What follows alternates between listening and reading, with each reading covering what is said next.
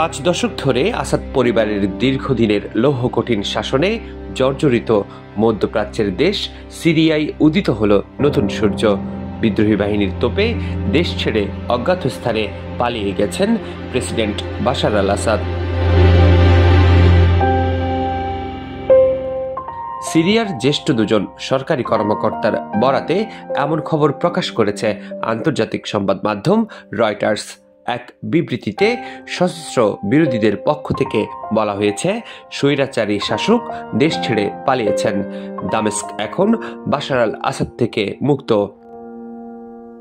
বিদ্রোহীদের নতুন এই অভিযানের প্রাথমিক নেতৃত্ব দিয়েছে হায়াত তাহরির আল শাম। নভেম্বরের শেষ দিকে উত্তরাঞ্চলীয় শহর আলেপ্পোর নিয়ন্ত্রণে নিয়ে এরপর একে একে হামা ও হোম শহর জয় করে বিদ্রোহীরা। 1971 থেকে 2000 সাল পর্যন্ত সিরিয়ার প্রেসিডেন্ট ছিলেন হাফিজ আল আসাদ।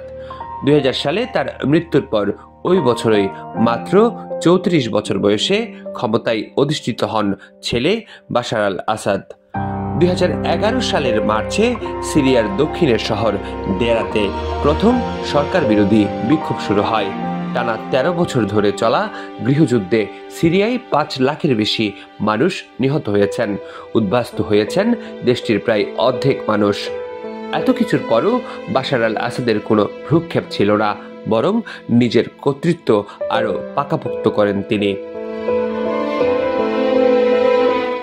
বেসামরিক মানুষের নির্বিচার মৃত্যু, 2014 সালের সাজানো নির্বাচন, বেসামরিক মানুষের উপর রাসায়নিক অস্ত্রের ব্যবহার সহ বিভিন্ন কারণে তুমুল বিতর্কিত ও সমালোচিত হয়ে আছেন বাশার।